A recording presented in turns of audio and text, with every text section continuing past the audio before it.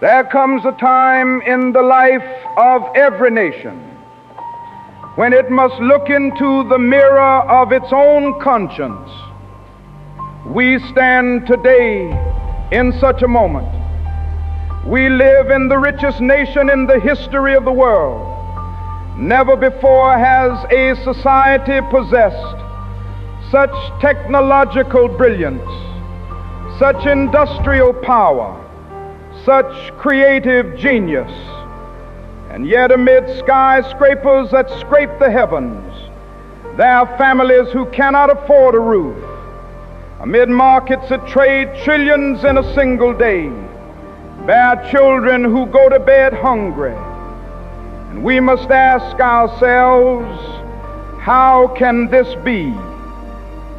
Years ago I said, we must recognize that we can't solve our problem now until there is a radical redistribution of economic and political power. That statement troubled many people. It troubles them still. But the moral question remains: what does it profit a nation to gain the whole world of wealth and lose its soul? We have mastered machines, but we have not mastered mercy. We have engineered abundance, but we have not guaranteed justice. The gap between those who have too much and those who have too little grows wider, and we pretend not to notice. I am not speaking of envy. I am speaking of equity. I am not speaking against success.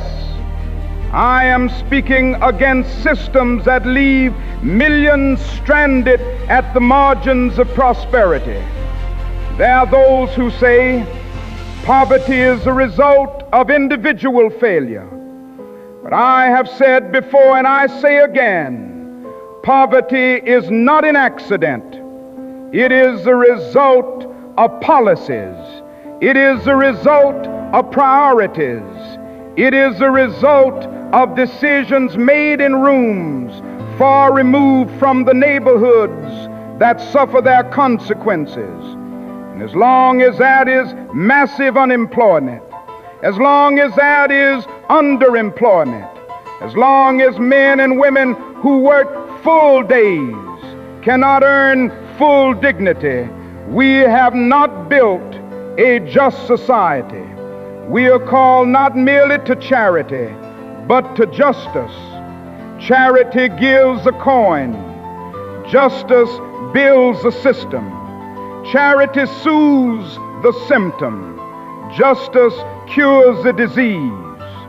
I once said, true compassion is more than flinging a coin to a beggar. It comes to see that an edifice which produces beggars needs restructuring. And that truth is even more urgent today. For when wealth concentrates into fewer and fewer hands, democracy weakens. When opportunity becomes inheritance rather than access, hope begins to fade. When wages stagnate, while executive compensation rises into the stratosphere, something is morally out of balance. We must decide what kind of nation we wish to be. A nation that celebrates billionaires while ignoring the working poor, or a nation that measures success by the well-being of its least protected citizens. And where do we go from here? I said, the time has come for us to civilize ourselves by the total, direct, and immediate abolition of poverty. That was not a dream deferred. It was a demand for moral maturity. The question before us is not whether we can afford to end poverty. The question is whether we can afford not to. For when inequality festers, unrest follows. When injustice lingers, division deepens. When people lose faith that the system serves them, they begin to lose faith in the system itself. And let us be clear, a nation that spends more on military defense than on programs of social uplift is approaching spiritual death. I said that years ago, and it echoes today. A budget is not merely a financial document. It is a moral document. It reveals who and what we value.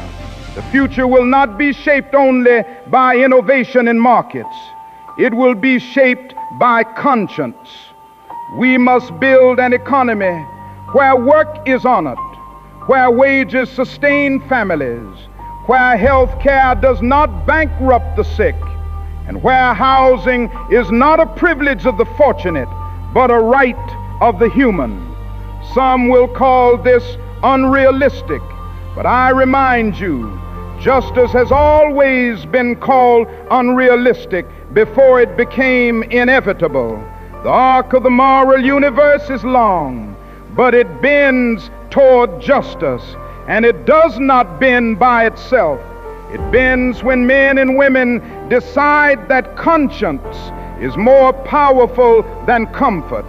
If we ignore this widening gap between wealth and poverty, we will create a society of gated privilege and restless despair. But if we confront it, not with bitterness, not with hatred, but with bold compassion and courageous policy, we can create a society where prosperity is shared and dignity is guaranteed. The choice is ours.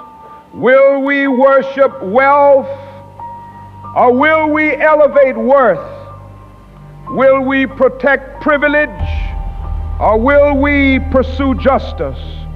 History will record what we decided in this hour.